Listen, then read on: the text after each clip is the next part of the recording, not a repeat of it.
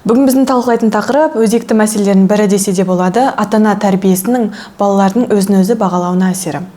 Отбасы баланың негізгі институты. Бала көбіне уақыттың көп бөлігін отбасында өткізеді, сондықтан отбасындағы тәрбие оған өмір бойы әсер етеді. Осыған байланысты тәрбиені дұрыс жүргізу маңызды.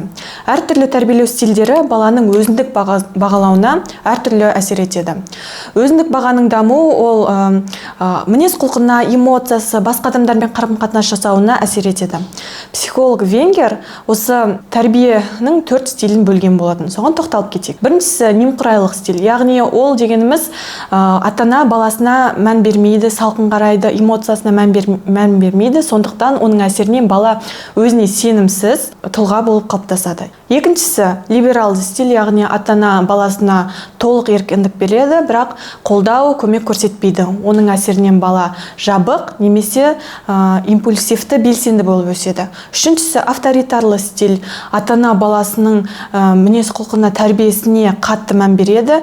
Соның әсерінен бала өзіне сенімсіз тұлға болып қалыптасады. Төртіншісі демократиялық стиль, ата-ана баласының эмоциясына мән беріп, дұрыс қарым-қатынас жасайды, әсерінен бала белсенді, өзіне сенімді тұлға болып қалыптасады. Де-факто FM арнасына тіркеліп, лайк басып, комментарий қалдырыңыздар. Өміріңізді өзгерткіңіз келе ме? Онда дәл қазір бізбен бірге болыңыз. Де-факто FM